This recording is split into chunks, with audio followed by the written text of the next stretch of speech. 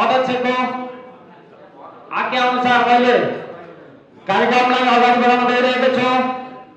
त्यसैगरी आज यस कार्यक्रमको प्रमुख अतिथिको आसन ग्रहण गरिदिनको लागि उत्तर वाणिज्य महासंघको उपाध्यक्ष हेमराज ढकालज्यूलाई प्रमुख अतिथिको आसन ग्रहणको लागि हार्दिक अनुरोध गर्दछु। त्यसैगरी आसन ग्रहणको क्रममा विशिष्ट अतिथिको आसन ग्रहण गरिदिनको लागि नेपाल मुद्रण उद्योग महासंघका अध्यक्ष विष्णु तिवारीज्यूलाई विशिष्ट अतिथिको आसन ग्रहण गरिदिनको लागि हार्दिक अनुरोध गर्दछु। आसन ग्रहणको क्रममा विशिष्ट अतिथिको आसन ग्रहण गरिदिनको लागि उद्योग वाणिज्य महासंघको सदस्य तथा काठमाडौँ मुद्रण उद्योग संघको सल्लाहकार श्री डीबी बस्नेतज्यूलाई विशिष्ट अतिथिको आसन ग्रहण गरिदिनको लागि हार्दिक अनुरोध गर्दछु। त्यसैगरी विशिष्ट अतिथिको आसन ग्रहण क्रममा नेपाल मुद्रण उद्योग महासंघका निवर्तमान अध्यक्ष खोमकान्त रेग्मीज्यूलाई विशिष्ट अतिथिको आसन ग्रहण गरिदिनको लागि हार्दिक अनुरोध गर्दछु। विशिष्ट अतिथिको आसन ग्रहणकै क्रममा नेपाल मुद्रण उद्योग महासंघका पूर्व अध्यक्ष श्री पुष्कर गौतमज्यूलाई पनि विशिष्ट अतिथिको आसन ग्रहण गरिदिनको लागि हार्दिक अनुरोध गर्दछौँ। यसैगरी आसन ग्रहणकै क्रममा विशिष्ट अतिथिको आसन ग्रहण गरिदिनको लागि नेपाल मुद्रण उद्योग महासंघका पूर्व अध्यक्ष माधव केसीज्यूलाई पनि विशिष्ट अतिथिको आसन ग्रहण गरिदिनको लागि हार्दिक अनुरोध गर्दछौँ। नेपाल मुद्रण उद्योग महासंघका पूर्व अध्यक्ष तथा संस्थापक अध्यक्ष श्री उदयबाबु श्रेष्ठज्यूलाई पनि विशिष्ट अतिथिको आसन ग्रहण गर्नको लागि हार्दिक अनुरोध गर्दछौँ। यसैगरी अतिथिज्यूको आसन ग्रहण गरिदिनको लागि नेपाल मुद्रण उद्योग महासंघका वरिष्ठ उपाध्यक्ष निवर्तमान वरिष्ठ उपाध्यक्ष पूर्व वरिष्ठ उपाध्यक्ष भरत कुमार श्रेष्ठज्यूलाई पनि अतिथिको आसन गरिदिनको लागि हार्दिक अनुरोध गर्दछु। अतिथिज्यूहरूलाई कृपया अघिल्लो रोमा आसन ग्रहण गरिदिनको लागि हार्दिक अनुरोध गर्दछौँ। त्यसैगरी अतिथिको आसन ग्रहणकै क्रममा नेपाल मुद्रण उद्योग काठमाडौँ मुद्रण संघका संस्थापक अध्यक्ष प्रेम कुमार उपाध्यायज्यूलाई अतिथिको आसन ग्रहण गरिदिनको लागि हार्दिक अनुरोध गर्दछौँ। अतिथिकै आसन ग्रहण क्रममा नेपाल मुद्रण उद्योग महासंघका वरिष्ठ उपाध्यक्ष तथा काठमाडौँ मुद्रण उद्योग संघका सल्लाहकार श्री गोपाल प्रसाद ढकालज्यूलाई पनि अतिथिको आसन ग्रहण गरिदिनको लागि हार्दिक अनुरोध गर्दछौँ। त्यसैगरी अतिथिकै आसन ग्रहण क्रममा नेपाल मुद्रण उद्योग महासंघ बागमती प्रदेश अध्यक्ष अजयबहादुर श्रेष्ठज्यूलाई पनि अतिथिको आसन ग्रहण गरिदिनको लागि हार्दिक अनुरोध गर्दछौँ।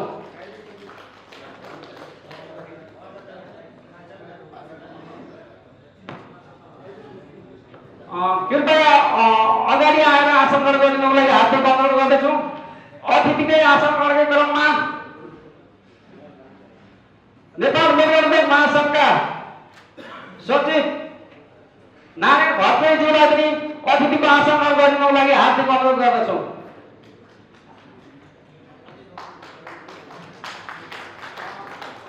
अजयबाबुज्यू कृपया अगाडि आसन ग्रहण गरिदिनको लागि हार्दिक अनुरोध गर्दछु। अतिथिको आसन ग्रहण त्यसैगरी अतिथिको आसन ग्रहण क्रममा नेपाल मुद्रण उद्योग महासंघका सहसचिव खिलनाथ लुइटेलज्यूलाई पनि अतिथिको आसन ग्रहण गरिदिनको लागि हार्दिक अनुरोध गर्दछौँ।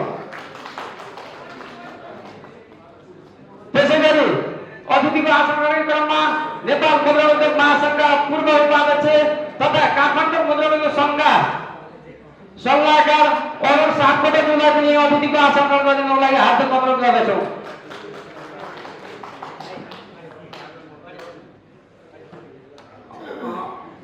कृपया अगाडि आएर आसन ग्रहण गर्नु। त्यसैगरी मैले हाम्रो अतिथिको आसन ग्रहणकै क्रममा पूर्व नेपाल मुद्रण उद्योग महासंघका पूर्व महासचिव युवराज श्रेष्ठज्यूलाई पनि अतिथिको आसन ग्रहण हार्दिक अनुरोध गर्दछु। कृपया अगाडिको रोमा आएर बसिदिनु होला।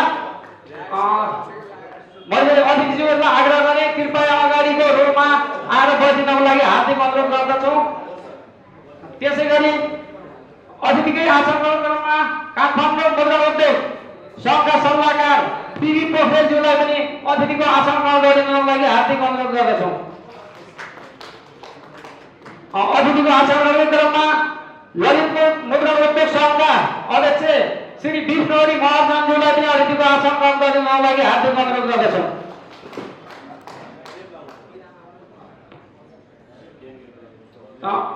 अतिथिको आसन गर्ने क्रममा नेपाल मुद्रण उद्योग महासङ्घका सदस्य श्री हरि अधिकारीज्यूलाई पनि अतिथिको आसन ग्रहण गरिदिनको लागि हार्दिक अनुरोध गर्दछौँ।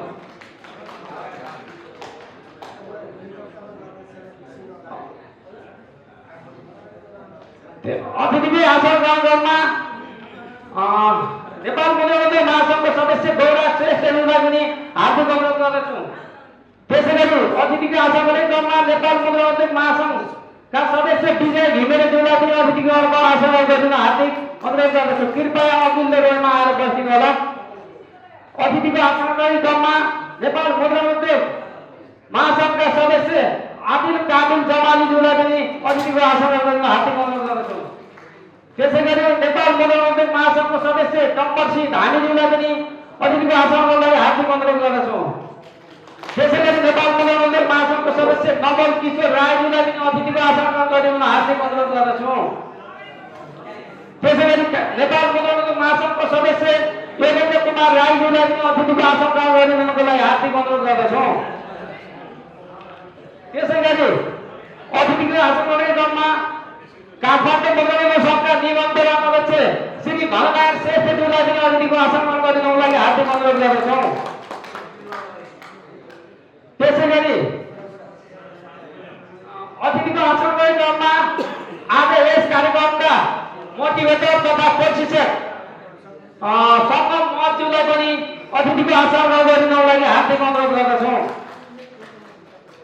अब हाम्रो अतिथिको कार्यक्रम निरन्तर जारी रहनेछ। अहिले हाम्रो अतिथि आसन ग्रहण निरन्तर राख्दै आजको अतिथिज्यूहरूलाई ब्याज वितरण गरिदिनको लागि यस संस्थाका सहकोषाध्यक्ष तथा सदस्य गायत्री अधिकारी र राधिका केसीलाई खाजा तथा ब्याज वितरण गर्न हार्दिक अनुरोध गर्दछु।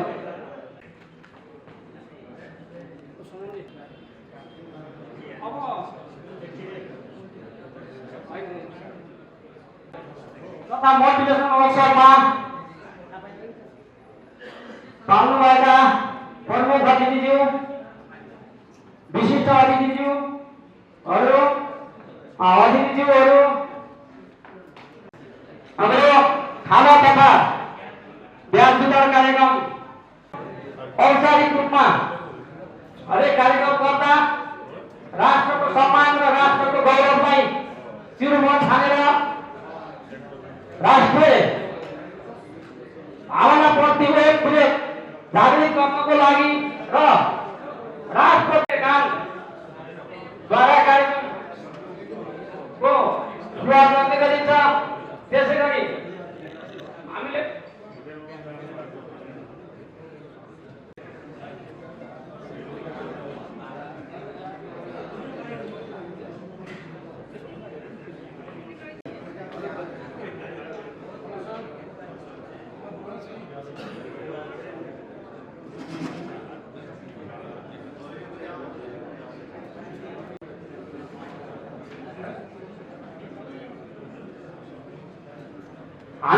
अतिथि आसन ग्रहण तथा ब्याज वितरण कार्यक्रमलाई निरन्तर जारी राख्नेछौँ। अब हामीले हाम्रो कार्यक्रम अत्यन्तै ढिला सुरु भएको हुँदा छिटोभन्दा छिटो अगाडि बढाउन पर्ने हाम्रो कार्यक्रम छिटोभन्दा छिटो मैले अगाडि बढाउन गइरहेको छु।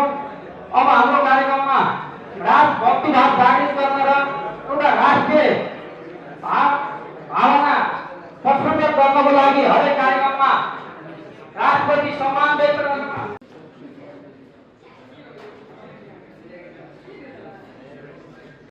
उपाध्यक्ष विष्णु पोखरेलज्यूलाई स्वागत मन्तव्य भाषण गरिनको लागि हार्दिक अनुरोध गर्दछु।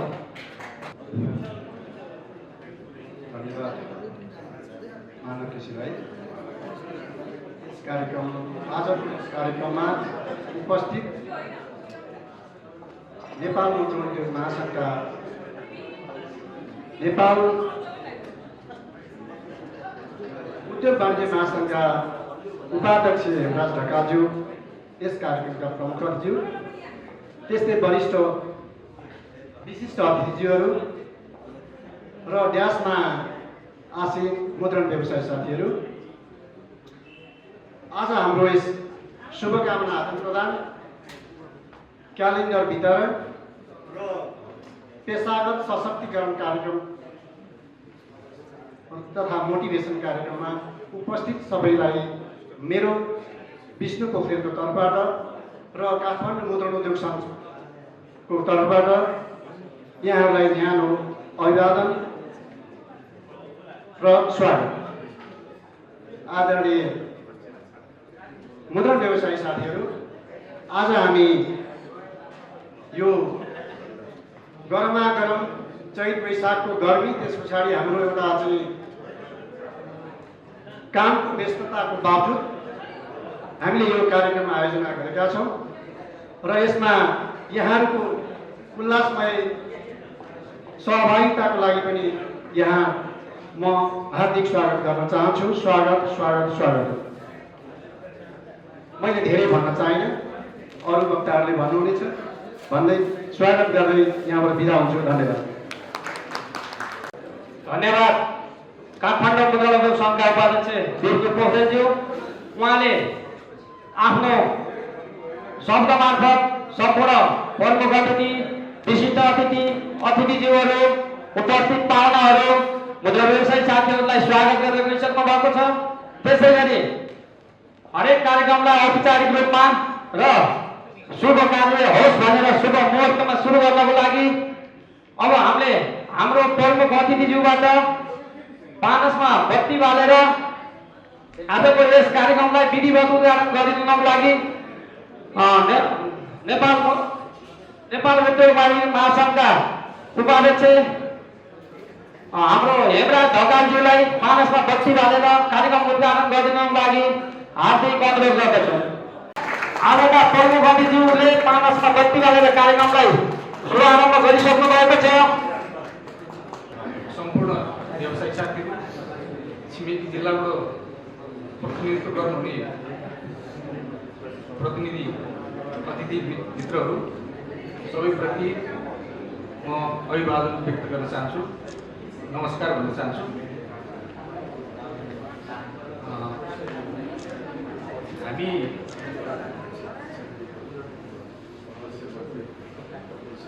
व्यवसायीहरूमाथि आइपर्न सक्ने अप्ठ्याराहरू, आइपर्न सक्ने चुनौतीहरू, व्यवसायीहरूमाथि पर्न सक्ने व्यवधानहरूको बारेमा हामी के गर्न सकिन्छ, त्यो पनि हामी सामूहिक रूपमा के गर्न सकिन्छ भनेर नै हामीले यो संस्थाको निर्माण गरेका हौँ।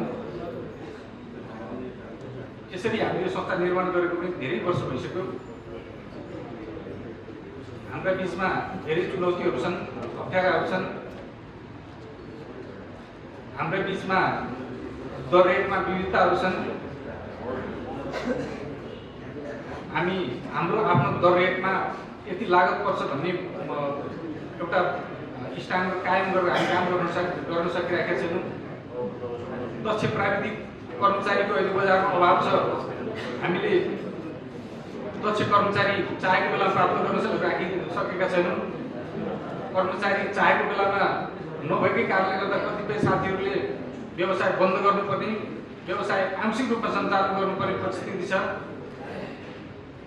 हामीले यो बिचमा हेल्पर तालिम गर्ने भनेर हामीले नै प्रयत्न गऱ्यौँ, त्यो तालिम सञ्चालन गर्न हामी सफल हुन सकेनौँ।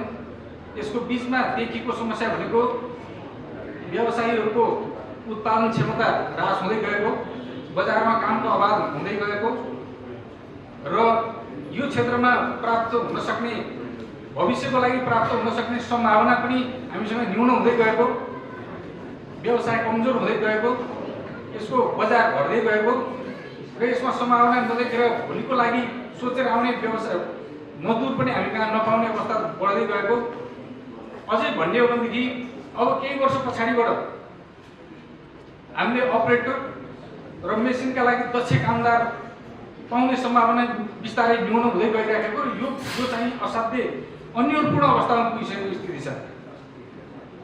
अहिले पनि एउटा कामदारले छोडेर अर्को प्रेसमा गयो भनेदेखि व्यवसायी साथीहरूको बिचमा इगो हुने परिस्थिति सिर्जना भइसकेको छ। मेरो मजदुर तैँले भाडेर लगिस्, मेरो कर्मचारी तैँले भाडेर लगिस्, बिगारिस् भन्ने हाम्रो साथीहरूको बिचमा त्यस खालको कलमको सुरु भइसकेको छ।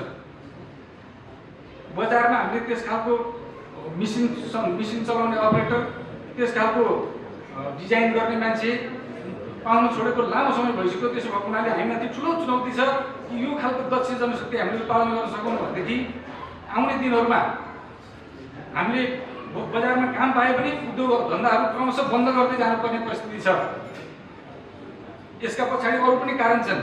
हामी मरिमरि दक्ष जनशक्ति उत्पादन गरिहाल्यौँ भनेदेखि पनि हाम्रा मेसिन औजारहरू घोटेर हामीले जसरी तसरी मेसिन चलाउने मान्छे उत्पादन गरिहाल्यौँ भनेदेखि पनि हामीले दिन उसले माग गरेको अनुसारको पारिश्रमिक दिन नसकिने कारणले गर्दा उसले हाम्रो व्यवसाय प्रतिष्ठान छोडेर वैदेशिक रोजगारीमा जाने क्रम पनि बढिराखेको हुनाले हामी यस खालको अप्ठ्यारो घेराबन्दीमा हामी पर्दै गइराखेका छौँ र गुणस्तर यो कारणले गर्दा पनि खसिँदै जाने।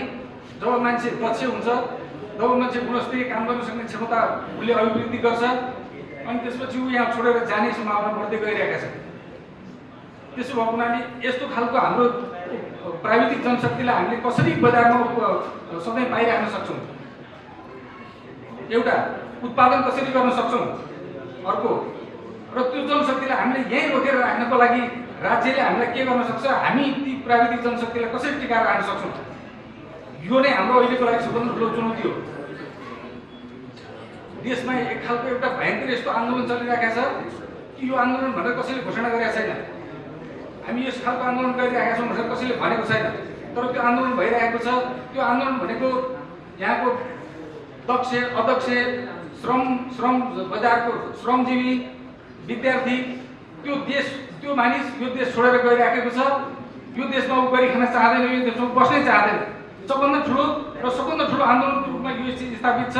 यो चिजलाई रोक्नको लागि हामी कति गर्न सक्छौँ, राज्यले कति गर्न सक्छ र भोलि हाम्रो श्रम बजारमा हाम्रो उपस्थिति कस्तो खालको हुने र राज्यले त्यसलाई कसरी त्यो अपनाउन सक्ने भन्ने विषय आजको हाम्रो लागि ठुलो चुनौतीको विषय बन्न गएको छ।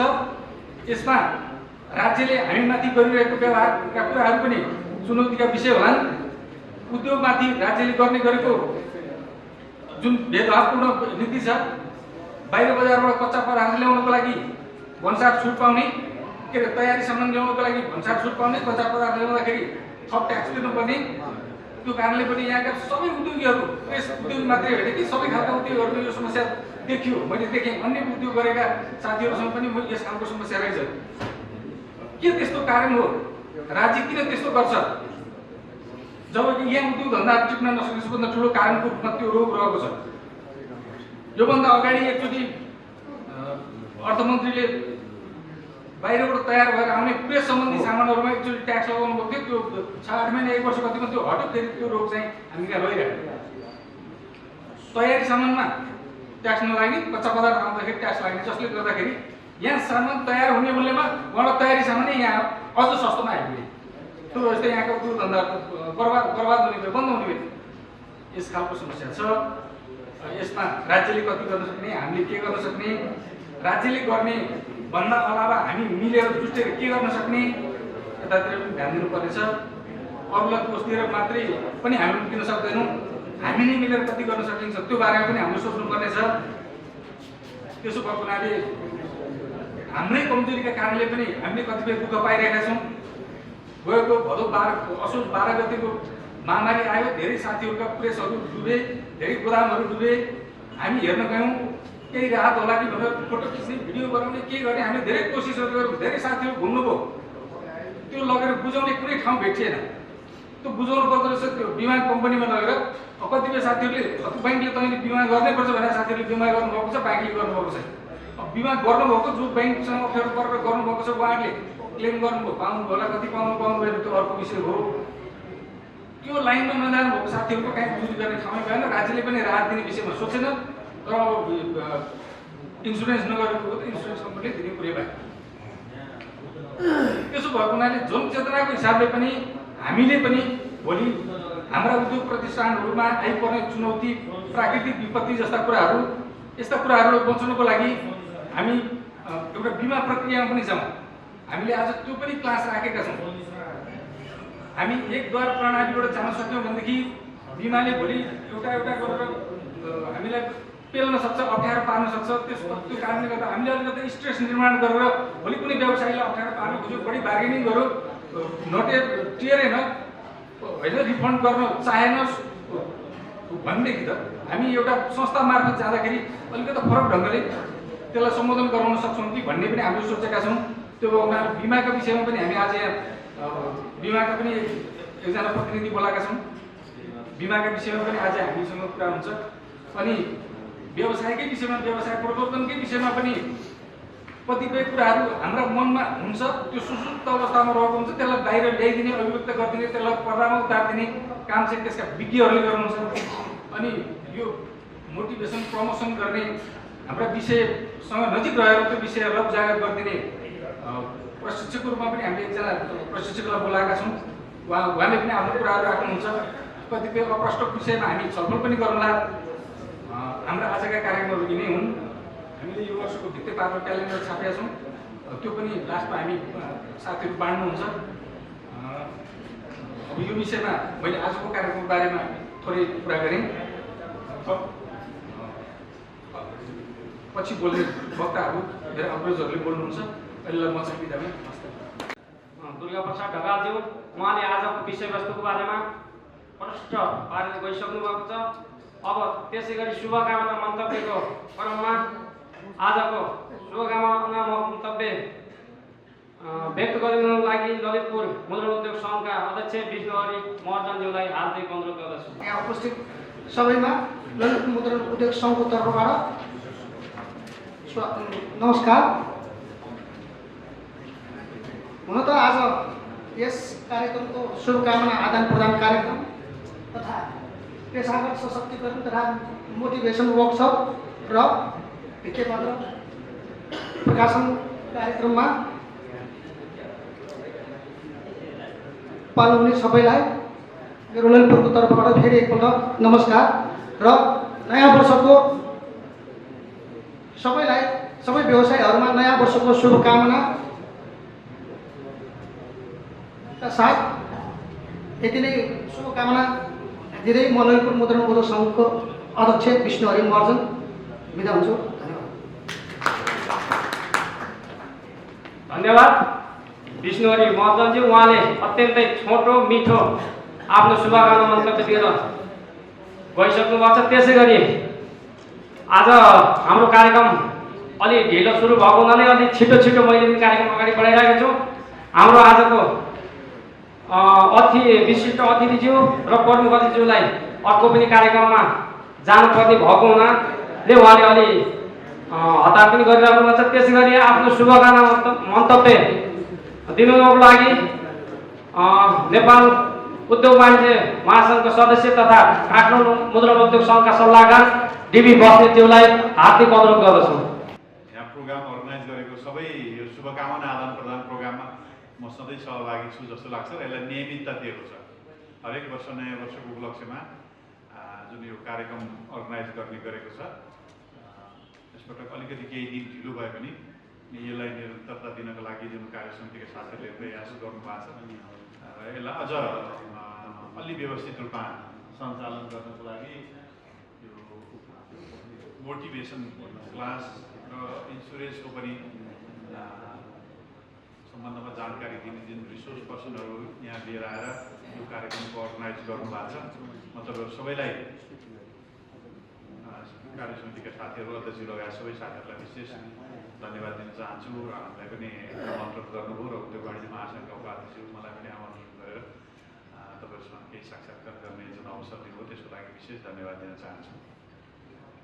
अब अघि अध्यक्षज्यूले व्यवसायीहरूका आफ्ना पीडाहरू, अहिलेका समस्याहरू, हामीले विगत लामो समयदेखि भन्दै आएको कुराहरू राख्नु भएको छ।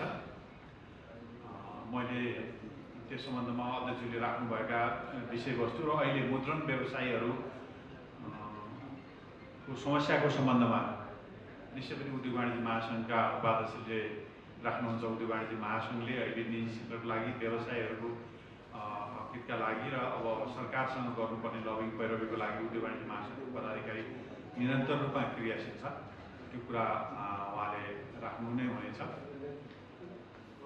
अब अहिलेको परिस्थिति हेर्दा चाहिँ हुन त सबै व्यवसायमा समस्या चाहिँ छ, तथापि अब यो मुद्रण व्यवसाय चाहिँ अघि सोधेँ मैले कति सदस्य छन् काठमाडौँ जिल्ला सङ्घमा भनेर, र नवीकरण कतिले गरिरहेको थिए।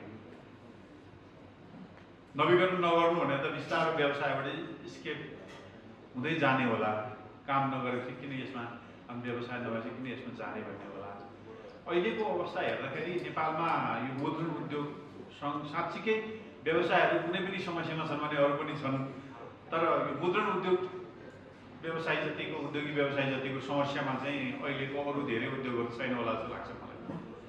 र यसलाई सरकारी हाम्रो पनि सरकारी तर्फबाट यो फ्रिक्वेन्टली व्यवसायीहरूसँगको छलफल र व्यवसायीहरूको सुझाव बेगर यो आर्थिक ऐनहरू संशोधन गर्दा, त्यो नियमहरू संशोधन गर्दाखेरि हाम्रो सुझाव बेगर पनि अर्थ मन्त्रालयले अब अध्यक्षले राखिसक्नु भएको छ धेरै कुराहरू। अर्थ मन्त्रालयले फ्रिक्वेन्टली ऐन नियमहरू चेन्ज गरिदिने, कहिले कुन नियमसँग जानुपर्ने, कहिले कुन नियमसँग जानुपर्ने, त्यो जुन हामीले अप्ठ्यारो भोगेका छौँ भने अब रेडिमेड सामानहरूको भन्सार चाहिँ कम र कच्चा पदार्थको भन्सार चाहिँ बढी गरेर, त्यो त अरू सेक्टरमा पनि छ त्यस्तो चाहिँ, त्यो चाहिँ सरकारले त्यस्तो खालको पनि नीति योजना हामीले पटक पटक महासङ्घको तर्फबाट पनि सुनवाईका लागि हामीले पहल कदमी गऱ्यौँ, तथापि ती संशोधन हुन सकेका छैनन्। र यसपटकको बजेट भाषणमा म आफै उद्योग वाणिज्य महासङ्घको कार्य समितिमा भएको भए पनि म हाम्रो महासङ्घकै उपाध्यक्षज्यूलाई हामी यो व्यवसायीहरूको तर्फबाट, मुद्रण उद्योग व्यवसायीहरूको तर्फबाट बुलेट पोइन्टमा अहिलेको बजेट भाषणमा ठ्याक्कै हाम्रा कुराहरू राख्नुपर्ने, धेरै कुराहरू राखेर पनि त्यसमा नआउन सक्छन्। तर अहिले भएको हामीलाई 2, 3, 4, 5वटा 10वटा जे छ बुलेट पोइन्टमा लेखेर यहाँहरूले चाहिँ महासङ्घलाई पुर्याउनु त भएको छ।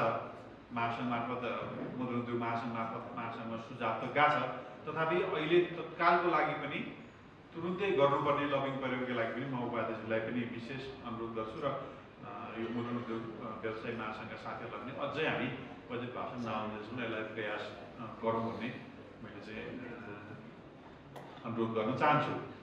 अब अध्यक्षले अघि राख्नु भएकोमा मेन पावरको कुरा छ। अहिले चाहिँ हामी जुन जनशक्ति हामीसँग छ त्यो चाहिँ बिस्तारो कम हुँदै गइरहेको, मुद्रण उद्योगमा काम गर्ने जनशक्ति पनि भएको थोरै जनशक्तिलाई यताउता तानातान गर्दा पनि हामी बिचै अब समस्याहरू चाहिँ सिर्जना भइरहेछन् भन्ने कुराहरू राख्नु भएको छ। मैले पहिले पनि भनेको थिएँ र हामी हाम्रै ठाउँबाट हामी आफैले महासङ्घले पहल सुरु गरौँ र यो मेसिन म्यानहरू र तल्लो तहको जुन कामदारहरू उहाँहरूको लागि चाहिँ ट्रेनिङको व्यवस्थापन हामीले आफैले सुरु गरेर यसमा चाहिँ काम गऱ्यौँ भने हुन्छ भन्ने मैले भने पनि थिएँ। र उद्योग मन्त्रालय मार्फत एउटा चाहिँ कार्यक्रम उद्योग मन्त्रालय मार्फत पनि छ। त्यो पोहोर साल पनि हामी चाहिँ अलिकति छलफल गऱ्यौँ। उद्योग मन्त्रालय मार्फत चाहिँ उहाँहरूले 3 महिनाको न्यूनतम बेस स्यालेरी दिने र हामीले चाहिँ त्यसमा चाहिँ ट्रेनिङ दिने उहाँहरूको प्रोग्राम छ। तर उहाँहरूको त्यो कार्यविधिसँग हामी सहमत भएनौँ। उहाँहरूको कार्यविधि केही साथीहरूले प्रयास पनि गर्नुभएको छ, त्यसमा कसैले काम गर्नु पनि भयो होला। कार्यविधिभित्र कम्तीमा उसलाई ट्रेनिङ छ, 3 महिनाको ट्रेनिङ, 6 महिनाको ट्रेनिङ दिइसकेपछि लगातार 2 वर्ष चाहिँ अनिवार्य रूपमा उसलाई कामबाट निकाल्न नपाउने भन्ने खालको उहाँहरूको कार्यविधि छ। जसले त्यो दक्ष भएन, त्यो क्वालिटीको कर्मचारी भएन, त्यसले काम गर्न सक्ने पिकअप गरेन भनेर 2 वर्षमा राख्नुपर्छ भन्ने अनिवार्य कुराले हामीलाई यसमा चाहिँ बाध्य गरेर हामी यो कार्यक्रम चाहिँ समावेश हुन सक्दैनौँ भनेर अरू धेरै उद्योग धन्दाहरूले पनि यो प्रोग्रामलाई त्यति एक्सेप्ट गरेको छैन। पोहोर सालदेखि प्रयास गरिरहेछ र यसलाई चाहिँ कार्यविधि थोरै हामी संशोधन गर्छौँ भनेर भनेको छ। यदि संशोधन गऱ्यो भने त्यो उद्योग मन्त्रालयको अन द जबमा आउने जुन ट्रेनिङ हुन्छ त्यसले पनि हामीलाई अलिकति सहयोग गर्छ भन्ने मलाई लाग्छ। र बाँकी कुरा तपाईँको जुन आज दिनभरिको यो कार्यक्रम छ एकदमै भव्य रूपमा सफल होस्, सफलताको शुभकामना दिन चाहन्छु। र मैले धेरै कुरा किन भन्नु पर्दैन भने महासङ्घको उपाध्यक्ष हुनुहुन्छ अलरेडी, र हामीले सुन्नुपर्ने कुराहरू र हाम्रा समस्याहरूको सम्बन्धमा अध्यक्षले राखिसक्नु भएको छ। धेरै कुरा उहाँले नै तपाईँहरूलाई प्रश्न पार्ने भएको हुनाले यो कार्यक्रमको पूर्ण सफलताको कामना र जुन निरन्तरता दिनुभएको त्यसका लागि विशेष धन्यवाद। र यो आज अझ यसलाई व्यवस्थित गर्न जुन अर्को एउटा विषयवस्तु थप्नु भएको छ त्यो चाहिँ धेरै राम्रो हो। सधैँभरि रेगुलर रूपमा एउटै कार्यक्रम गरिरहनुभन्दा हामी एउटै ठाउँमा बसेर काम गरिरहने मान्छेलाई कहिलेकाहीँ मोटिभेसन र रिफ्रेसमेन्ट प्रोग्रामहरू पनि चाहिने हुन्छ। त्यो प्रोग्राम राख्नु भएकोमा तपाईँहरूलाई फेरि धन्यवाद दिँदै कार्यक्रमको सफलताको कामना गर्दै मेरो भनाइ अन्त्य गर्छु। धन्यवाद। नेपाल उद्योग वाणिज्य महासङ्घका सदस्य तथा काठमाडौँ मुद्रण उद्योग सङ्घका सल्लाहकार डिबी बस्नेतज्यू, उहाँले हाम्रो यस मुद्रण क्षेत्रको उन्नति प्रगतिको लागि सम्भवतः अतुलनीय योगदान गर्नुभएको छ र सधैँ उहाँले हाम्रो यस मुद्रण क्षेत्रलाई कसरी अगाडि बढाउन सकिन्छ भनेर हामीलाई अहोरात्र सल्लाह सुझाव पनि दिइरहनु भएको छ। आउँदा दिनहरूमा उहाँको यस्तै सहयोगको अपेक्षा गर्दै उहाँलाई हृदयदेखि नै हामीले धन्यवाद दिन चाहन्छौँ र धेरै धेरै धन्यवाद। त्यसै गरी हाम्रो प्रमुख अतिथिको कार्य व्यस्तताले गर्दा केही सेड्युलमा तलमाथि हुन गइरहेछ। अब यस हाम्रो कार्यक्रमलाई शुभकामना मन्तव्य दिलाउनको लागि आजका प्रमुख अतिथि तथा नेपाल उद्योग वाणिज्य महासङ्घका उपाध्यक्ष हेमराज ढकालज्यूलाई आफ्नो छोटो र मिठो मन्तव्य दिनको लागि हार्दिक अनुरोध गर्दछु। धेरै कुरा अध्यक्षज्यूले पनि राख्नुभयो र हाम्रो डिबी बस्नेतज्यूले पनि राखेर गइसक्नु भएको छ।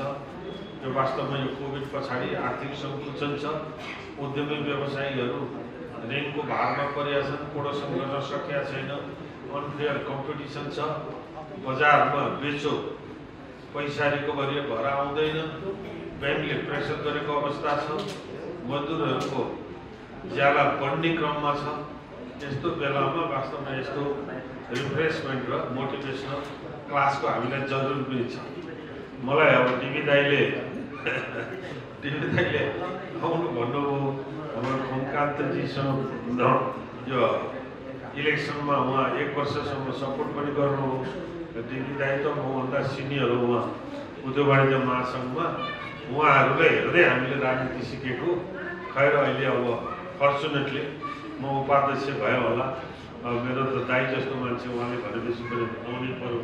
हाम्रो विष्णुजी पनि अब सहकार्य गरिरहेको अवस्था। हाम्रो उद्योग वाणिज्य महासङ्घमा चाहिँ 143वटा वस्तुगत सङ्घ भएको छ। त्यसमा लगभग 17-18 वटा महासङ्घ मात्रै छ। त्यसैले हाम्रो ठुलो फ्यामिली छ। फ्यामिलीका मेम्बरले बोलाएपछि शनिबार भए पनि आउनै पर्यो, अर्को कार्यक्रम भए पनि आउनै पर्यो। तर मैले साथीहरूलाई भनेको थिएँ छोटो समयको लागि मात्रै बस्न सक्छु, म बोलेर जान्छु भनेकाले ढिलो आएँ, पहिलो बोलेर जाँदैछु। त्यसको लागि क्षमा प्रार्थी। मलाई बोलाएर प्रमुख अतिथि बन्ने मौका दिनुभयो र साथीहरूलाई मेरो कुरा राख्ने मौका दिनुभयो, त्यसको लागि सङ्घलाई धन्यवाद।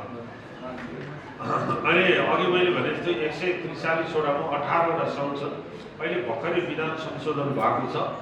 हाम्रो पहिला वस्तुगत सङ्घबाट प्रतिनिधित्व गर्ने 14जना केन्द्रीय सदस्य र 1जना उपाध्यक्ष हुन्थ्यो। अब हामीले महासङ्घलाई अलग्गै कोटा दिएका छौँ कि त्यो 18 मध्येका 7जना 10जना कति महासङ्घका हाम्रो एफएनसिसीमा जान चाहनुहुन्छ उहाँहरू बसेर सहमति गरेर इलेक्सनै नगरी पनि आउँदा हुन्छ। तपाईँहरू पनि एउटा यो मुद्रा महासङ्घको अध्यक्ष निवर्तमान अध्यक्ष पनि हुनुहुन्छ, एउटा क्यान्डिडेट हुनुहुन्छ भन्ने मैले भन्न चाहेँ। र त्यस्तै हामीसँग प्रदेश उद्योग वाणिज्य महासङ्घ 7वटा प्रदेशमा छ। सरकारले भन्दा पहिला हामी सङ्घीय संरचनामा गएको, हाम्रा प्रदेश खडा भएको थिए।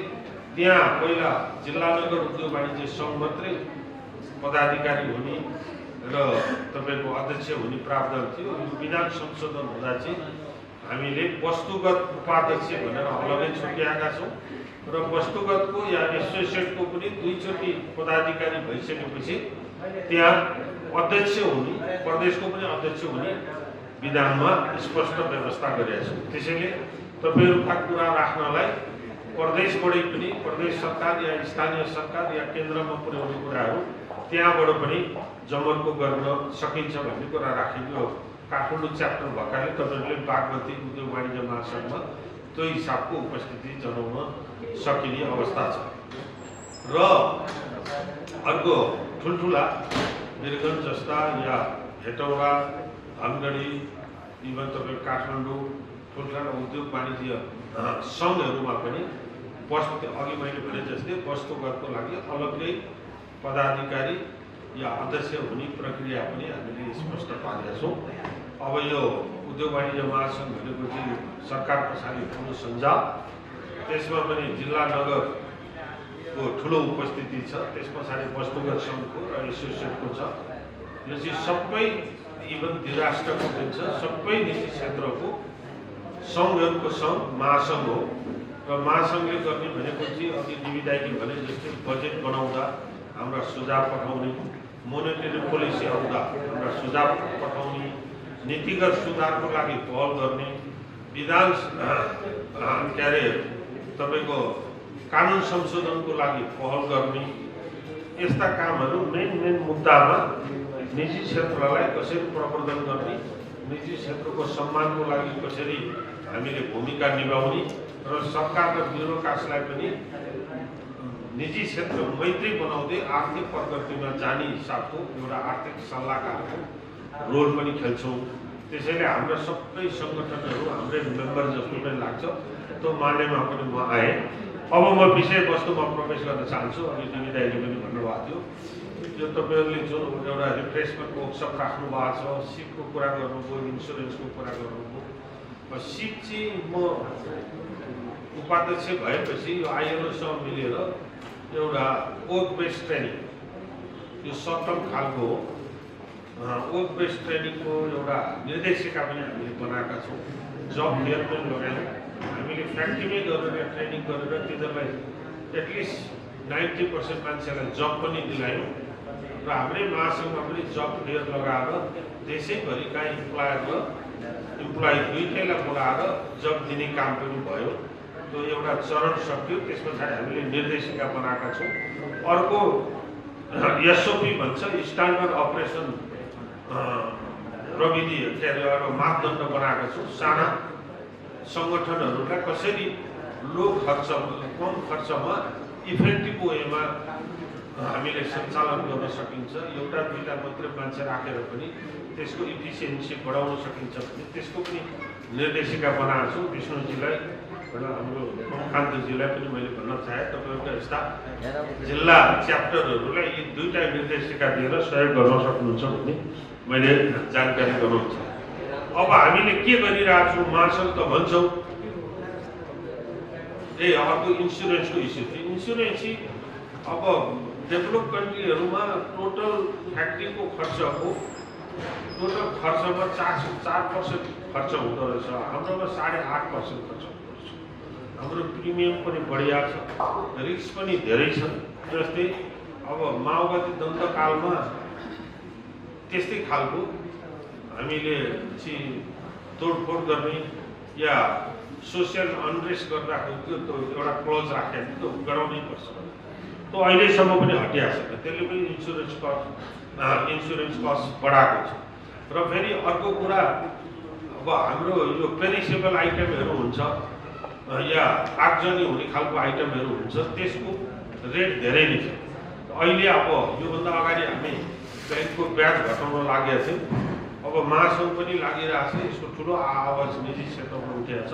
मेरो भनाइ पनि के छ भने एटलिस्ट यो अहिलेको 8.5% घटेर 5%मा आउनुपर्छ।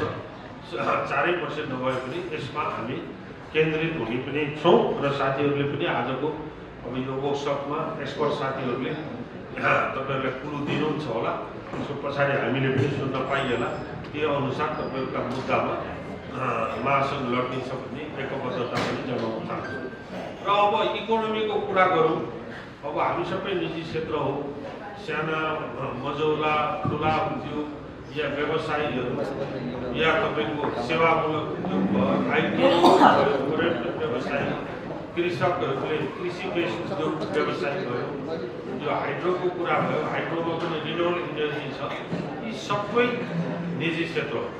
यो कोभिड पछाडि जुन हिसाबमा राष्ट्र ब्याङ्कले वर्किङ क्यापिटल क्याप लगाउने र इन्ट्रेस्ट बढाउनको लागि 5% 6%सम्म प्रिमियम इन्ट्रेस्ट थप्न पाउने जुन अधिकार दियो, जब हाम्रो व्यवसाय चाहिँ सङ्कुचनमा परेको थियो, जब हाम्रो डिमान्ड वैदेशिक रोजगारमा युवाहरू गरेर डिमान्ड कम भएको अवस्थामा थियो, क्रय शक्ति घटेको अवस्थामा थियो, त्यही बेलामा सरकारले राष्ट्र ब्याङ्कले प्रहार गरेको जस्तो मौद्रिक नीतिले वर्किङ क्यापिटल क्याप लगायो, इन्ट्रेस्ट बढाएर प्रहार गर्यो र यो आर्थिक वित्तीय नीति आउँदै आयो।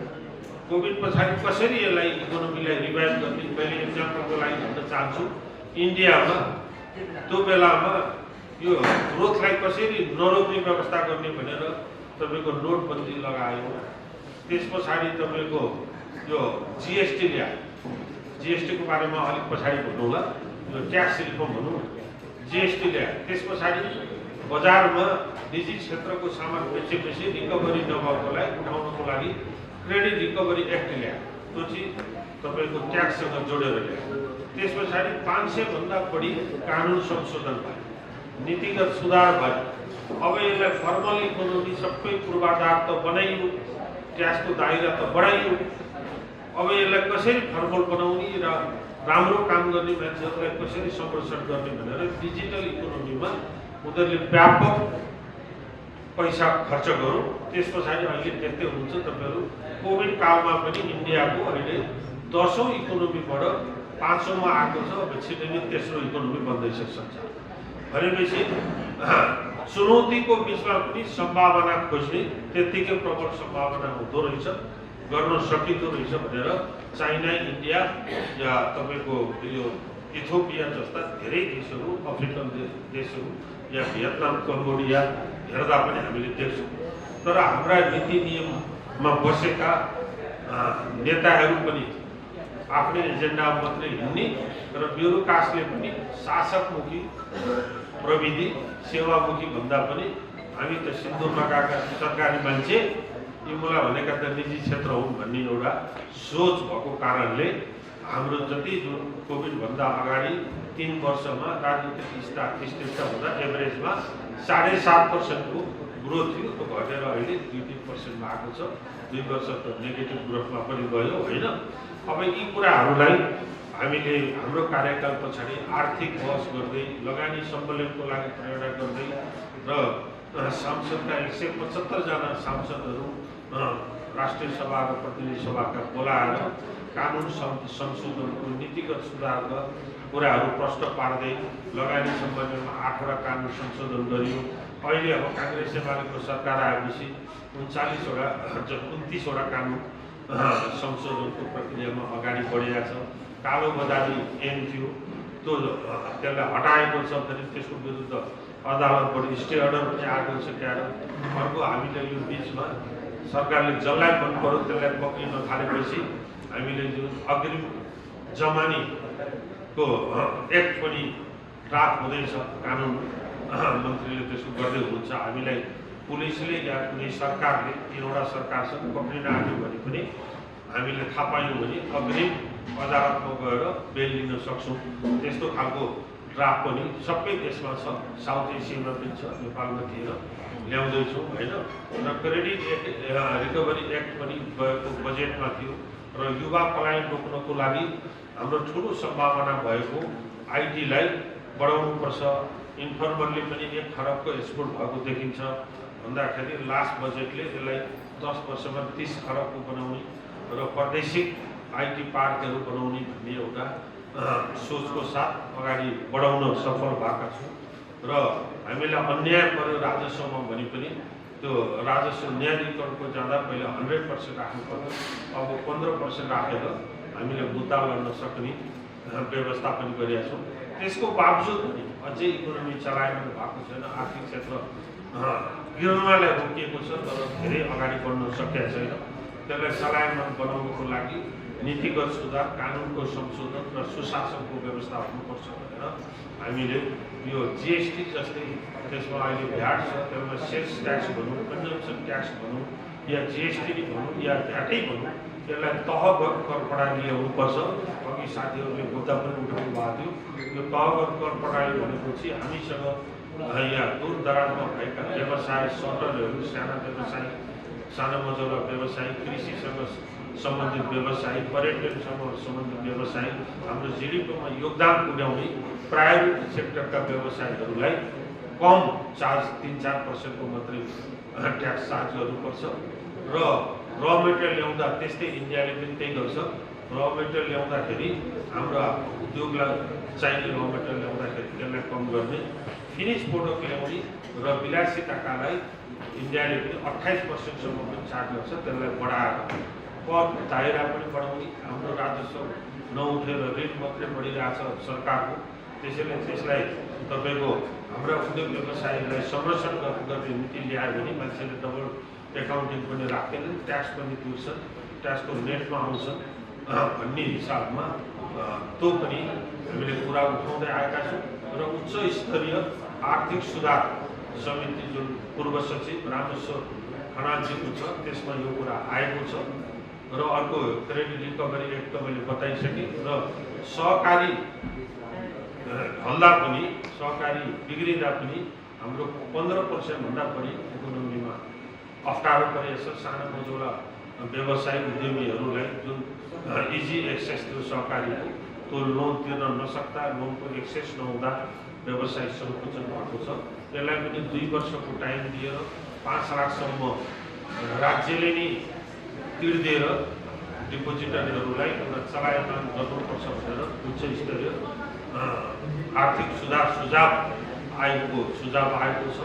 त्यसमा हाम्रो अध्यक्षज्यू पनि त्यसको मेम्बर हुनुहुन्छ। यसरी विविध पक्षहरूमा हामीले काम गर्दै गरेका छौँ। मलाई लाग्छ अब राजनीतिक अस्थिरता नै मेन कारण थियो। अहिले काङ्ग्रेसले मारेको सरकार आएर स्थिरता आउँछ कि भन्ने एउटा सन्देश दिएको छ। त्यसको परिणाम सेयर बजारदेखि लिएर रियल इस्टेटमा पनि केही सुधारका लक्षण पनि देखिया छ। र हाम्रो 25% 30% उत्पादन भइरहेको अवस्थामा अहिले उद्योगले उत्पादन गर्ने क्षमता पनि बढेर 50-60% पुगेको अवस्था छ। र मेन कुरा हाम्रो इकोनोमीको जग भनेको तपाईँहरू जस्तो साना मझौला उत्पादन गर्ने उद्योग व्यवसाय नै हो। त्यसलाई संरक्षण गरेर जानुपर्ने नीतिगत सुधार र कानुनका सुधार हामीले केही गर्न सफल भएका छौँ, केही त्यसमा लागिरहेका छौँ। र हरेक तपाईँको समस्या पर्दाखेरि निजी क्षेत्रलाई गाइडेन्स गर्ने, संरक्षण गर्ने रोलमा महासङ्घ छ। तपाईँहरूको महासङ्घ पनि हाम्रो सदस्य हुनुहुन्छ। ओमकान्तजी त्यसको वस्तुगत परिषदकै मेम्बर हुनुहुन्छ। तपाईँहरूका कुरा राख्नु, कहिलेकाहीँ साथीहरूलाई भन्नु पनि पर्छ। हामीले कहिलेकाहीँ यो बजेटको सुझाव माग्दा पनि 3-4 चोटि मिटिङ कल गर्नुपर्छ, सुझाव दिँदै पनि। अरू बेला भाषामा हामी सबै भन्छौँ, तर सुझाव मागेको बेला नदिने चलन पनि छ। हामीले पनि यसो दिनुपर्छ। हामीले भनेका 100% भन्ने त्यस्तो त अहिलेको यो जुन कोएलिसन गभर्मेन्टमा त्यस्तो नहोला, तर अहिलेकोसम्म ट्र्याक रेकर्ड हेर्दा पनि 50-60% महासङ्घले दिएको सुझाव सरकारले मानेको अवस्था छ। तर अब यो अहिले यो सोसियल मिडियाको जमानामा स्टन्टबाजी, एउटा डिपार्टमेन्टले भनेको अर्कोले नमान्ने, एउटा मन्त्रालयले भनेको अर्कोले नमान्ने, एउटा सरकारले भनेको अर्को सरकार नमान्ने, यो के अरे सोसियल मिडियामा पपुलर भयो भने पुगो रिजल्ट चाहिँदैन भन्ने एउटा परिभाषित भएको छ। र हाम्रा नेताहरूले पनि समयमै 70 वर्षसम्म राजनीतिक सङ्घर्षमा लाग्नुभयो। अब आर्थिक समृद्धि हो भनेर जुन मेनिफेस्टोमा राख्नु भएको थियो, त्यो मेनिफेस्टो अनुसार त्यसलाई प्रायोरिटी दिएर रिजल्ट निकाल्न नसक्दाखेरि अहिले व्यवस्थामा पनि च्यालेन्ज भएको अवस्था छ। तर यस्तो अब प्रजातान्त्रिक अभियानमा कहिलेकाहीँ हुन्छ, तर हामीले पछाडि फर्केर जानु हुँदैन र सकारात्मक सोच लिएर हिँड्नुपर्छ। साथीहरूलाई म ध्यान आकर्षण गराउन चाहन्छु कि 46 सालको बजेट 17 अरबको थियो, अहिले 1800 अरबको भएको छ। आर्थिक ग्रोथ नगरेको होइन, उद्यमी व्यवसाय उद्यमशीलता पैदा नभएका होइन, तर त्यसलाई व्यवस्थित गर्न नसक्दा र बिचबिचमा अस्थिरता विभिन्न कारणले आउँदाखेरि कहिले काहीँ प्राकृतिक पनि भए, कहिले बाह्य भए, कहिले हाम्रो निजी भए, त्यसको कारणले हामीले दुःख पाइरहेको अवस्था छ। तर यसलाई सङ्घर्ष गर्दै यसलाई फेरि हिजोको जस्तो सुन्दर अवस्थामा पुर्याउनु पर्ने अभिभावक हाम्रो पनि छ। यिनै कुराहरू राख्दै मैले विषयवस्तु त धेरै बुझिया छैन, त्यही निजी क्षेत्रका कुरा गर्नु पर्ने सान्दर्भिक ठानेर कुरा गरेँ। तपाईँको हाम्रो डिबी दाइ हुनुहुन्छ, परिषदको सभापति मै छु र अरू पनि विभिन्न समिति छन् र हाम्रा 14 जना केन्द्रीय सदस्य हाम्रा कोरिडोर छुट्याएर मैले 14 सेक्टरमा विभाजन पनि गरेको छ। हरेक माध्यमबाट तपाईँहरूका कुरा ल्याउनु पर्ने मैले सकेसम्म आफैले नभए नेतृत्वलाई जिम्मा लगाएर पनि तपाईँहरूको मुद्दामा ध्यानाकर्षण गरेर समाधान खोज्ने अठोट गर्दै मैले मेरो मन्तव्य यहीँ टुङ्ग्याउँछु र साथीहरूसँग आज्ञा पनि चाहन्छु कि मेरो अर्को कार्यक्रम भएकाले अब यतायति नबसिकन बिदा पनि हुन चाहन्छु। धन्यवाद। सानो रिक्वेस्ट हजुरलाई, सानो रिक्वेस्ट छ। हामीले नयाँ सालसँगै हाम्रा उद्योगीहरूलाई नयाँ तिथि र मिति पनि दिने चलन रहेको होला। आजको हाम्रो खोजीबाट हाम्रो क्यालेन्डर वितरण गरिदिएर मात्र किन हुनको लागि हार्दिक अनुरोध गर्दछौँ। यसको सहयोगको लागि राधिका केसी कृपया उहाँलाई क्यालेन्डर दिएर सहयोग गरिदिनु होला। खोजीबाट हाम्रो नयाँ वर्षमा उद्योगीहरूलाई नयाँ जोस जागर चलाओस्। हाम्रो यस क्यालेन्डरको टाइम टेबल अनुसार अझै उच्च उन्नति प्रगति हुँदै जाओस्। यसले हामीलाई अझै शिखर चुक्न सहयोग पुऱ्याओस् भन्दै आजको काठमाडौँ मुद्रा उद्योग सङ्घको 2082 सालको क्यालेन्डर आजबाट हजुर सामु अगाडि अब शुभारम्भ भइसकेको छ।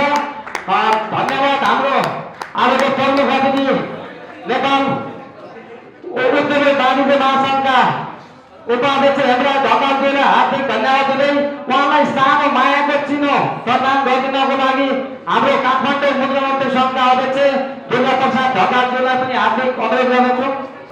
मायाको चिनो प्रदान गरिदिनको लागि काठमाडौँ मुद्रा उद्योग सङ्घका अध्यक्ष दुर्गा ढकालजी मायाको चिनो प्रदान गरिसक्नु भएको छ। अझै उहाँलाई पनि मायाको चिनो प्रदान गरे धेरै धेरै धन्यवाद। हाम्रो विशिष्ट अतिथि डिबी बस्नेतज्यूलाई पनि मायाको चिनो हस्तान्तरण गरिसक्नु भएको छ हाम्रो अध्यक्षज्यूले। त्यसै गरी उहाँलाई गेट सम्मानी सहजीकरण गरिदिनुको लागि अध्यक्षज्यूलाई हार्दिक अनुरोध गर्दछौँ। आजको वास्तवमा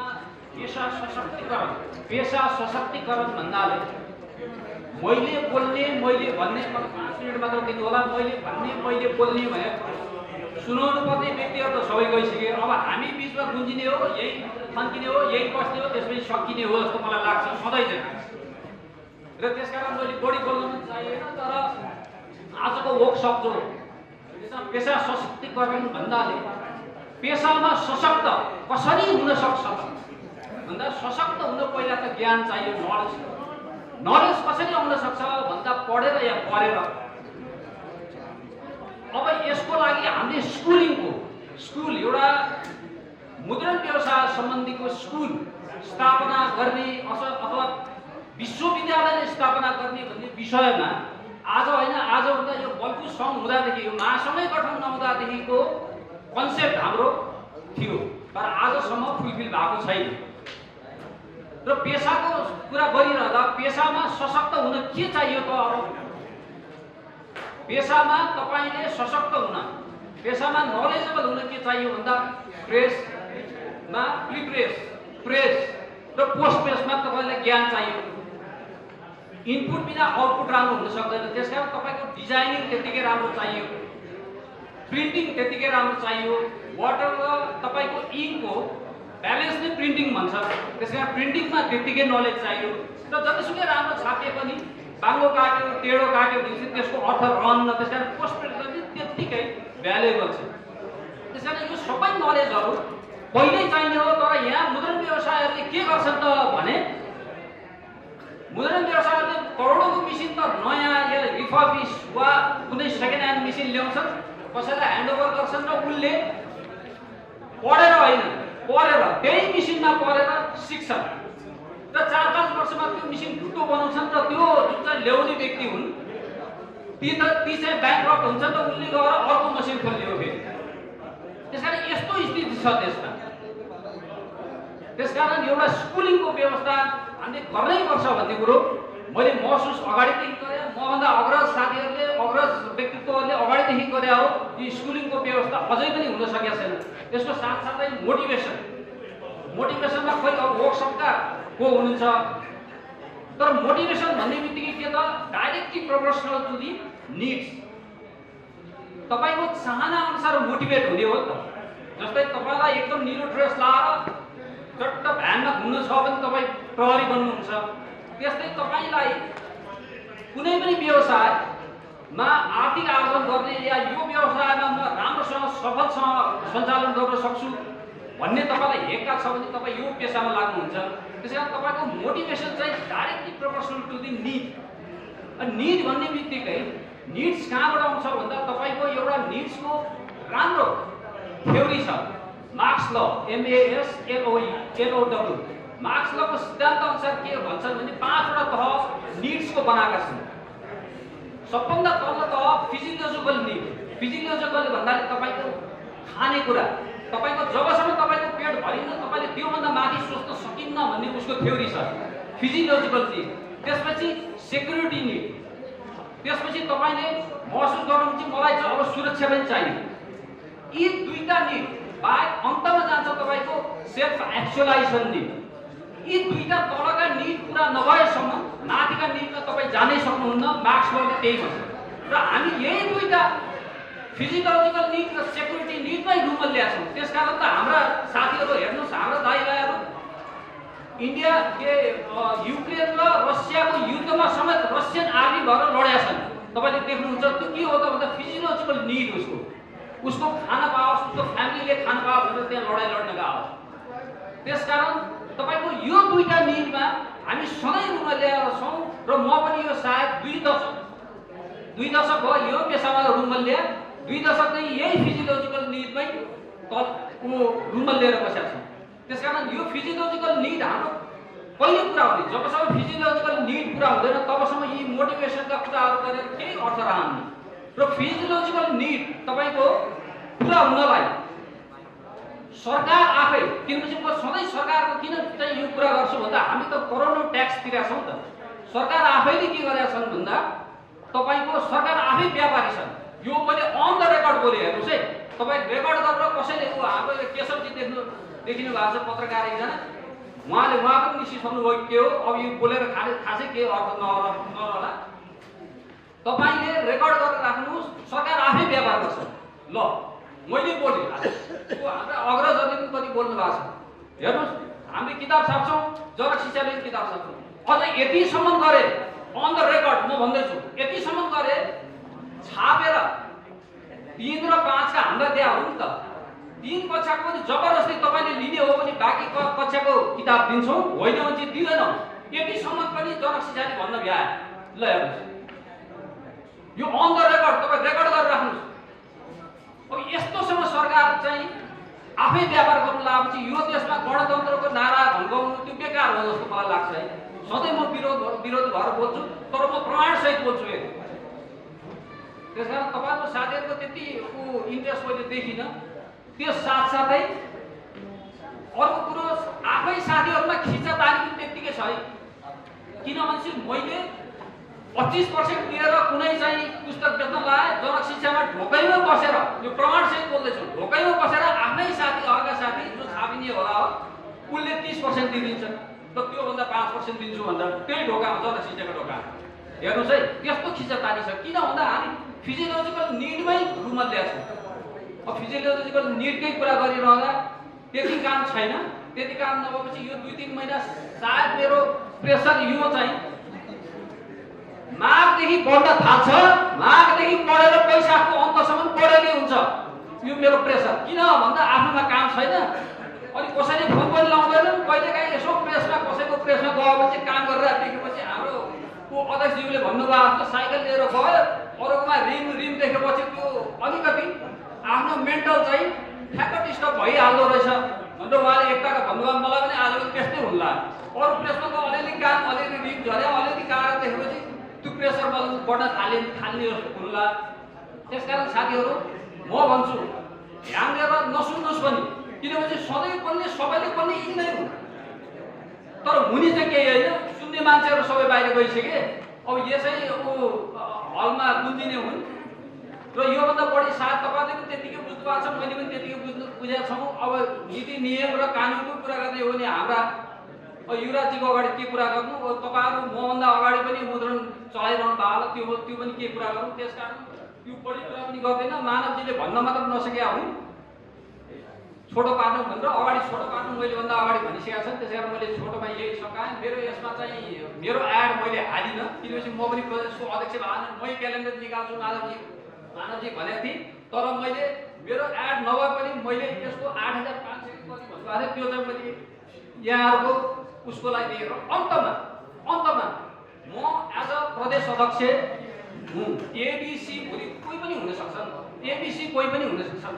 आज मलाई यस सभामा बोलाइदिनु भएर अध्यक्षज्यू उहाँलाई विशेष धन्यवाद छ। किनभने जिल्लाले प्रदेशलाई सुइकोसम्म नदिकन अधिवेशन गर्न लाग्छ त हेर्नुहोस् है, आफ्नै मालक जिल्लाले अब न कारबाही हुन्छ न के गर्छ नि त तैँले भन्ने जस्तो त्यो मैले त्यो अलिकति हुइम देखेँ कि त्यो अनुसार। र उहाँले चाहिँ मलाई विशेष गरेर दुई पटक फोन गरेर बोलाउनु भयो। त्यसकारण आफ्ना जिल्लाले बोलाउँदा पनि आफूलाई खुसी लाग्ने दिन आयो।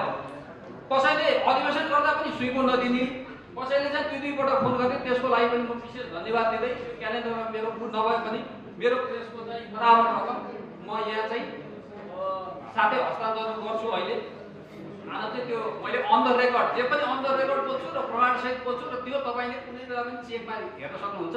यति भन्दै धेरै वक्ता नभए हुनाले अगाडि मैले यो दुई मिनट अर्को बोलेँ होला, त्यसको लागि धन्यवाद सुनिदिनु हो।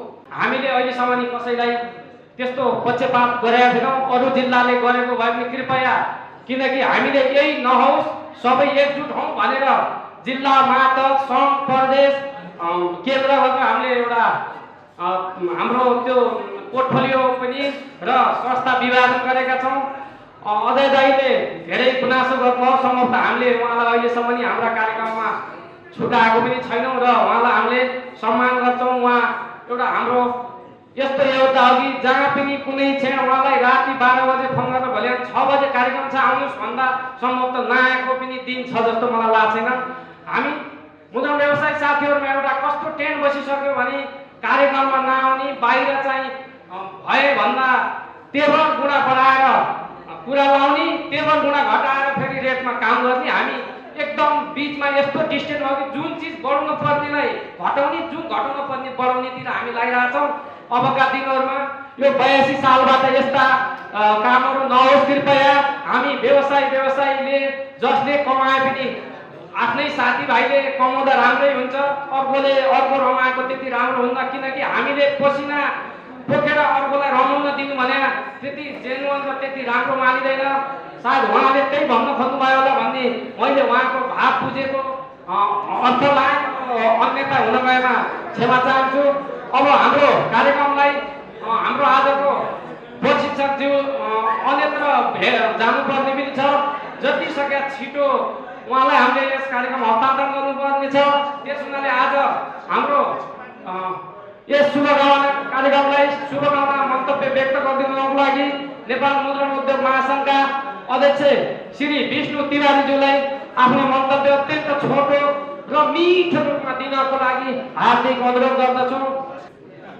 आजको कार्यक्रम अत्यन्तै महत्त्वपूर्ण लागेर नै मैले यही कार्यक्रमलाई चाहिँ भइरहन आएको। त्यसकारण गर्दा मैले मेरा कुराहरू धेरै पटकसम्म यहाँको बिचमा राखिसकेका छु। आज म पनि सिक्न पढ्न आएको हुनाले म धेरै समय लिने छैन। हाम्रो अध्यक्षज्यूले धेरै कुराहरू कार्यक्रममा प्रश्न पार्ने सन्दर्भ पनि हाम्रा समस्याका बारेमा राख्नु भएको छ। हामी बोल्दाखेरि महासङ्घ स्थापना भएको दिनदेखि आजसम्म एउटै कुरा दोहोऱ्याउँदै आउनु परेको छ। यो कहिलेसम्म बोल्नुपर्छ भन्ने कुरा अझै पनि थाहा छैन हामीलाई। जति बेलासम्म हाम्रा मुद्दाहरू राज्यबाट सम्बोधन हुँदैनन् त्यति बेलासम्म राज्यसँग हाम्रो बहस पैरवी चलिरहनेछ। मैले यहाँहरूलाई छोटो शब्दमा अनुरोध गर्न चाहन्छु, महासङ्घले उठान गरेका सबै विषयवस्तुहरू सम्बन्धित यो राज्यका हाम्रा पनि नेतृत्वदायी सङ्घ संस्थाहरू राज्यका मन्त्रालयहरू, विभिन्न विभागहरू, विभिन्न निकायहरूमा हाम्रा मुद्दाहरू पुर्याइएको छ, सुनवाई भएको छैन। त्यसकारणले जति बेलासम्म सुनवाई हुँदैन, हाम्रा जस्ता संस्थाहरूको काम बस पैरवी गर्ने मात्रै हो। हामीले निर्णय गर्दाखेरि पनि बस पैरवी गर्नुपर्छ भनेर मात्रै गर्ने हो, निर्णय गर्ने ठाउँमा हुँदैनौँ। त्यसकारणले जति मलाई आशा छ, एक दिन लोक कल्याणकारी राज्य स्थापना हुनेछ, हाम्रा समस्याहरू समाधान हुनेछ। अहिले सबैले चासोको हिसाबले हेर्नु भएको छ महासङ्घले के गर्दैछ भनेर। पक्कै पनि हामी उद्योगी व्यवसायहरू यसरी सङ्गठित हुँदै यहाँसम्म आइरहँदाखेरि महासङ्घले के गर्यो भन्ने कुराको हामीले जवाब पटक पटक यस्ता कार्यक्रमहरूमा दिइराख्नु पर्ने हुन्छ। मैले अघि नै भने हामीले हाम्रा मुद्दाहरू उठाएका छौँ, बस पैरवी गरेका छौँ। अझै पनि नपुगेका केही सूचनाहरू छन् भने तपाईँहरूले सुझाव गर्नुहोस्। हामी सम्पूर्ण समय मेरो यो महासङ्घमा नै दिइरहेको छु र अब पनि दिनेछु। यो कार्यकालपछि मैले धेरैचोटि एउटा कुरा दोहोऱ्याउने गरेका छु। महासङ्घको अध्यक्ष हुने बित्तिकै मैले एउटा कुरा भने, महासङ्घको पहिलो बैठकमा हाम्रा समस्याहरू सबैभन्दा बढी हामी भित्र छन्। हामी भित्रका समस्याहरूले गर्न सक्ने कुराहरू पनि गर्न किन इच्छुक भइरहेको छैन अहिलेसम्म, किन त्यसरी चुक्न सकेका छैन भन्ने कुरा एउटा आश्चर्य लाग्नु छ। जहिले पनि समस्या छन् भन्ने समस्याको पहिचान मैले दुईटा अर्थबाट निकालेको छु। एउटा हामीले गर्न सक्ने कुराहरू, एउटा राज्यबाट गराइनु पर्ने कुराहरू। हामीले गर्न सक्ने कुराहरू के हुन् भन्दा आज हामी उद्योगीहरूले हाम्रो उत्पादनको मूल्य ठिकसँग लिन सकेका छैनौँ। त्यो हाम्रो अस्वस्थ प्रतिस्पर्धा हो, जसले जहाँ गएर जे कुरा गरे पनि सबभन्दा मूल कुरा हो भन्ने कुरा हामीले महसुस गरेका छौँ। त्यो कुरा चाहिँ कुनै राज्यले गर्ने कुरा होइन, अरू संस्थाहरूले गरिदिने कुरा होइन। हामी बिचको एकताले, हामी बिचको हार्दिकताले, हामी व्यवसाय उद्योगहरूको बिचको हार्दिकताको व्यवस्थापनले मात्रै हामीले आफ्नो उत्पादनको उचित मूल्य लिन सक्छौँ। त्यो दिन राज्यले जेसुकै गरे पनि हामी सफल हुन्छौँ, अरू कुराहरू नर्मल। त्यसकारणले मैले सुरुमा यी कुराहरू गर्दाखेरि साथीहरूले हाँसेर पनि उडाउनु भयो, अहिले भन्दै हुनुहुन्छ होइन व्यवसाय एकता बिना त के नै गर्न सक्छौँ र हामीले भन्ने कुराको अलिअलि महसुस भएको मैले पनि अनुभव गरेको छु। मलाई लाग्छ, आशा छ हामी व्यवसायहरू अहिले पनि हामीसँग भएका समस्याहरू मसिनरी छलफल गर्ने हाम्रा जिल्ला सङ्गठनहरूले, हाम्रा प्रदेशहरूले हामी जहिले पनि के गर्यौँ भन्दा कार्यक्रमहरूमा औपचारिकतातिर बढी लाग्ने, कामका कुरा बहुत थोरै बेर गर्ने, त्यो साँच्चै कुरा गर्ने त समय नै हुँदैन कहिले पनि। त्यसले गर्दाखेरि आजको कार्यक्रममा पनि हामीले अरू धेरै कुराहरू नगरिकन यो मोटिभेसनल कोर्स भएको हुनाले आज अत्यन्तै त्यतातिर समय दिएर त्यसको फाइदा लिनेछौँ र महासङ्घलाई यहाँहरूबाट धेरै सुझावहरूको अपेक्षा गरिएको छ। निरन्तर यहाँको सुझावका आधारमा हामीले गर्नुपर्ने कार्यक्रमहरू हामीले अगाडि बढाउनेछौँ भन्ने मेरो प्रतिबद्धताका साथ मेरो सानो मन्तव्य यहाँ अन्त्य गर्छु। धन्यवाद, नमस्कार। धेरै धेरै धन्यवाद। नेपाल मुद्रण उद्योग महासङ्घका अध्यक्षज्यू